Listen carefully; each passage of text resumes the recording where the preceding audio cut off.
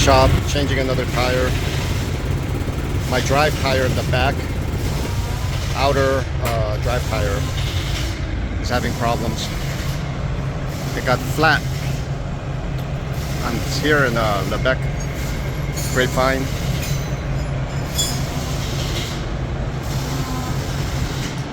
Beautiful scenery, but yeah, unfortunately I have another flat. I probably get the most flats in our company, I think. That's what the one tire on the inside looks like without the outer tire. Yeah, so they're basically giving me a temporary tire in the back, and then I have to go ahead and go to my company and get a permanent replacement. So I'm going to be driving with a trailer tire until I get to my mechanic at our company. I'll be at the operating center. What a bummer, huh? Can't make this stuff up. Like, first day of the week and starting off with drama already. Man, this job's crazy. I thought this week was going to be cooler, but I guess not. 119 in Arizona. It's brutal hot here. Crazy. Yeah, there are days when the system's broken. It doesn't work. I was supposed to come to this shipper to pick up a load going from Chino to Phoenix, Arizona. Got here about 10:30. When I talked to the shipping department, they said that load's not even in the system. I waited here several hours, had a really long wait trying to talk to my back office, the support team, and sat here. Finally, they removed that assignment. They gave me another assignment. And the other assignment, I go to check in to pick that up, and the shipping department tells me it's not scheduled. They haven't gotten a time for today. I've been sitting here all morning. Now it's almost 4 o'clock in the afternoon, and that's like precious time to drive. Like all this daylight time to drive, and I'm just sitting here. These things happen in trucking, but when it happens, yeah, it sucks every time. Go figure. I don't know why. I don't know who's not doing their job properly, and I don't know where the clerical mix-up is or where the miscommunication is. But I mean, it's at another level today, because you can't even get 2 assignments in a row to work right, and I'm just sitting here. I'm waiting for them to come back to me to make sure that they scheduled this so I can go back to the shipping department and try to get the load. And it was supposed to be a pickup of a preloaded trailer, but nope. They said if anything happens today, it's going to be kind of like a scramble live load. I'm going to have to back in and wait for them to load me. So I'm not getting out of here anytime soon. I don't even know if they're even going to take me today. And I don't know, I might even have to just shut down tonight without doing anything all day. It's frustrating. Somebody's dropping the ball big time. Life of a trucker. So here's another job posting from Schneider, and yeah, this one's not bad, huh? Up to 90K a year. It's pretty similar to the one that I showed last week, but this is a dedicated regional of our Coca-Cola account, and it is going through Nevada, Utah, Arizona, California, 1340 to 1640 a week. So there are jobs out there. You just have to be patient and pick and choose. You need 3 months experience for this one, and it doesn't seem too bad, right? Yeah, so they replaced my tire, brand new tire. Strangely, that trailer tire they put on here, that was wearing out really fast. So I'm glad they got a chance to put in this new tire. I got to be the king of flats at our company, man. I got so many flats. What's going on, my people? Yeah, the last 2 weeks have been pretty rough. I spoke to somebody who's been in the trucking industry for about 31 years, and he told me, David, there's going to be slow weeks and there's going to be busy weeks. You just have to be ready for that. I guess I wasn't ready for it because the last 2 weeks have been pretty stressful. And I just made that video about not being bitter while pursuing your goals and whatnot. And yeah, it was challenging. I had times when I almost lost it. When you're sitting there waiting 7 hours for the correct assignment, you get one assignment, you get there, there's no record of it from the shipper. They're just sitting there looking at you like, we don't have this in our system. You're gonna have to talk to your company. You go back to the company, and it takes forever to get a hold of somebody. And then when you finally do, they are looking into it. And then when they finally resolve it, and then you get a new assignment, and then you find out that assignment has the wrong window of time for the appointment. So it's supposed to be ready at a certain time, and then you get there and they say, no, we have no record of this assignment. and you're like, what is going on? It's like the system's broken. It's not perfect. There was a lot of different factors this week and last week. It just, for whatever reason, there wasn't that much work because there were delays in a lot of places. And so what ended up happening was these last 2 weeks hopefully were the slow weeks, and next week it'll hopefully get busy. It's not like the work's not there, it's just it wasn't available, and so yeah, it's challenging. It is challenging when you're used to making a certain amount of money, and then all of a sudden you have to have some slow weeks. It is really like running your own business, right? This truck driving thing has slow periods, and your pay reflects that, because normal jobs, even though you have slow days, most places don't send you home. Most places don't hold your pay because they're slow. This is, I guess, a part of trucking. And I just talked to somebody today at Schneider. They've been with the company for 19 years, and they said they like the company. It's not perfect, it's got issues, but they like the company. And that's kind of how I feel. There's some great people working here, but at the same time, I think the system needs to improve. Honestly, I am not a big fan of the way corporate America is going, and they're all about numbers, and they're all about the reports, the metrics, and those are important. Don't get me wrong, but I think there's too much emphasis on the numbers, too much emphasis, and sometimes the whole relational aspect, the people not being a number, gets lost in this pursuit of hitting their number goals. And so back in the day, I think people strive to meet others' needs. Right now, they posture to meet your needs, but at the end of the day, they want to hit their numbers, and that's what it's about, hitting their goals, because that's what the company's pushing them to do. Hit your goals, hit your numbers, hit your, hit this, hit that. Make sure you do this, make sure you do that. It's very performance based, and the relational aspect suffers from that performance base. I don't know all the ins and outs. It's a good company. But I think if they could improve this understanding the needs of the driver aspect, and having better communication. I don't know, maybe they need to wipe away all of the planners and have just maybe one or two planners, and have the DTLs, the driver team leaders, actually do the dispatching, and then coordinate with that lead planner so that they can hit their numbers and whatnot, instead of having a whole team of planners or a few planners that are planning everything and constantly at odds with the driver and constantly putting the DTLs in very precarious situations.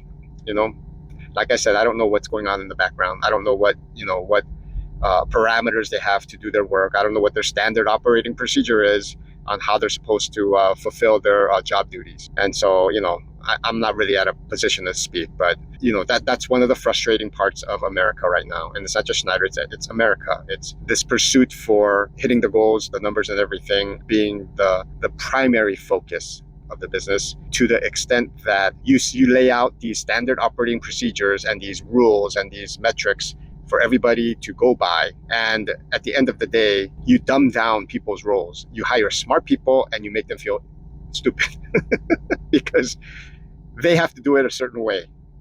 They can't use their brain, because if you use your brain, it might actually cause people to deviate from what the company wants.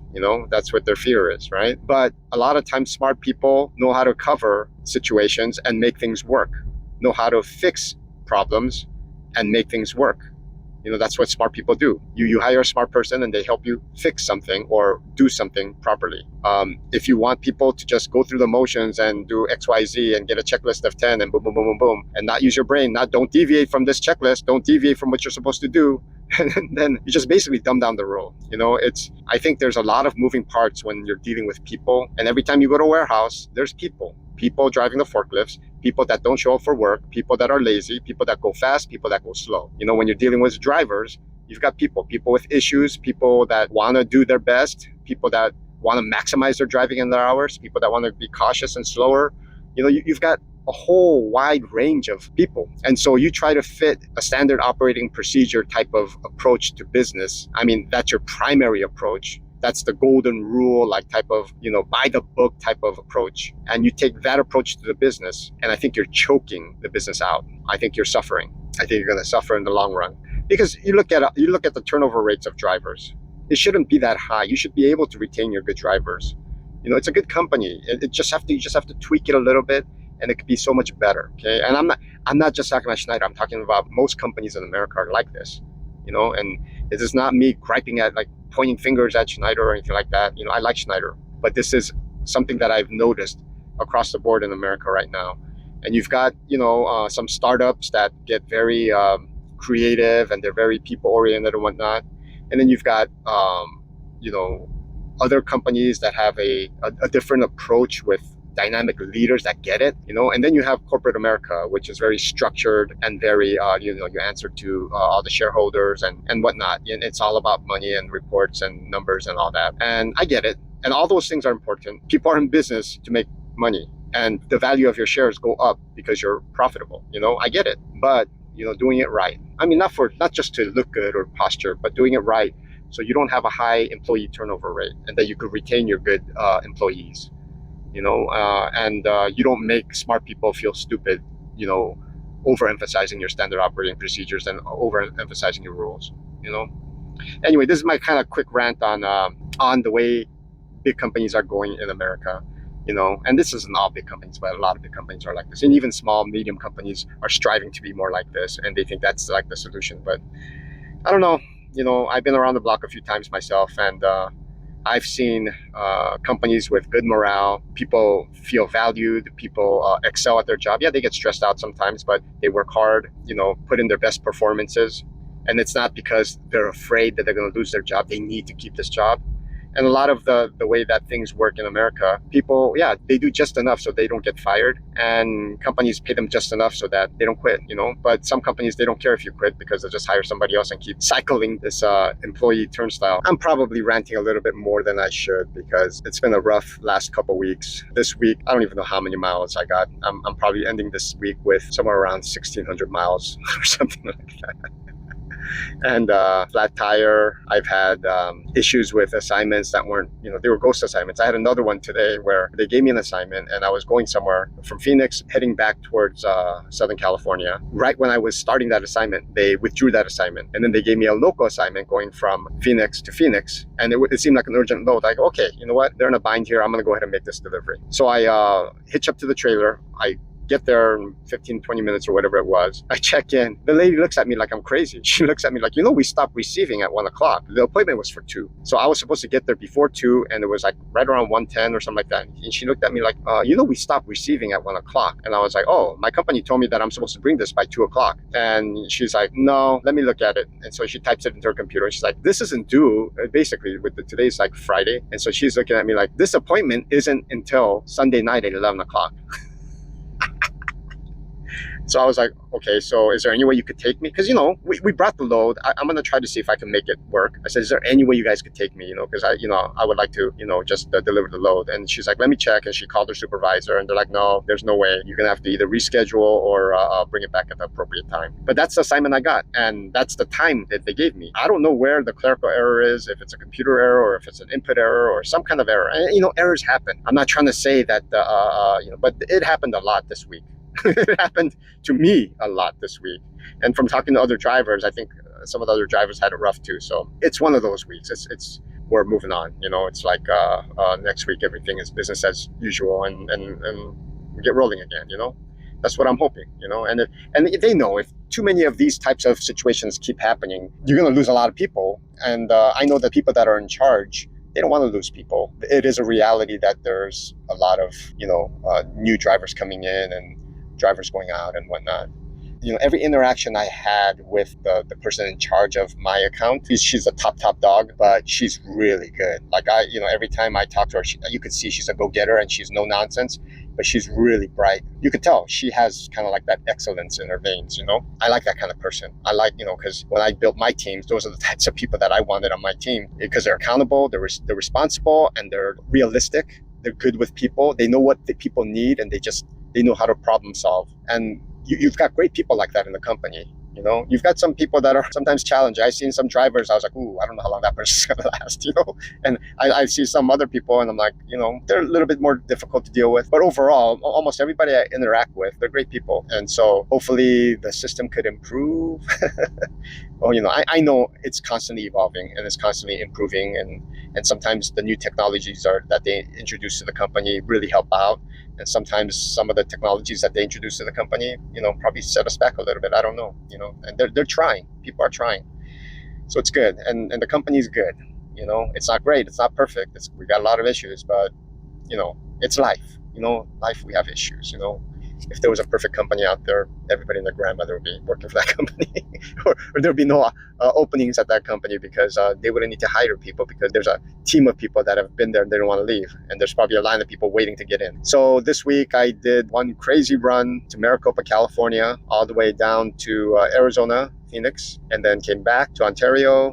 Was at Chino trying to get my work, go back to Phoenix, and pretty much lost most of the whole day. And then came back to Phoenix, and then basically ran out of time. Ran out of time. I didn't run out of time. I still have probably like, I don't know, 18, 20 hours, something like that to drive. But they said go home. I don't think the loads are there right now. It is what it is. So despite me kind of like ranting a little bit, I appreciate the company. I do. And it's as frustrating as it can be. But I think trucking in general gets frustrating. It is. Trucking in general is a frustrating job. There are really good parts of it, and when you get on a good long run of like no problems, which is rare, it can be really good, but it's not for everybody. And you're putting in a lot of hours, and per hour pay, it's not that great. If you've got the stomach for it, it's not bad. So I'm hoping next week will be better, and I'll keep you posted on this journey. I don't hold back too much. I don't try to sugarcoat it. I don't try to just complain. I try to be as realistic as possible because I've been a boss myself. I've been in corporate America. I've also been a business owner. I've been an employee. I've had to answer to my bosses. I've been in management. I've done a lot of stuff. So I think I could probably give an honest opinion about what's working and what's not. And like I said, there's no perfect company out there. There's no perfect organization out there. Even some of these, I used to be a part of a nonprofit, and when you read it, it sounds like very like, wow, great people and glamorous and all that. But you're dealing with people, and we all have our shortcomings. I have a lot of shortcomings.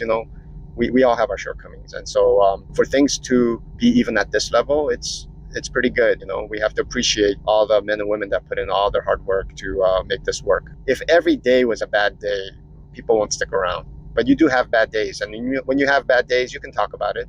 You can process it. You can feel like, well, I wish this was better. I wish this could be better, But let's say this week, everything went smoothly, then we probably wouldn't be talking about it, right? It's, even though we know that seems like a problem, but until that problem's in your face, we don't talk about it. So anyway, that's enough of me for this week. So I want to thank you guys for following me on my journey, and with all of its ups and downs, I hope it's entertaining. I hope you can actually watch this trucking journey and reflect on your own life, whether you're a trucker or not. See life from a different perspective, hopefully, and then try to process life. And also, you're kind of doing this journey, and then you're sharing moments together. Sometimes they make you feel good. Sometimes you feel like, man, it sucks, whatever, Anyway, I will catch you next week. God bless you. You stay safe out there. Peace. And do your best to stay positive as you pursue your goals.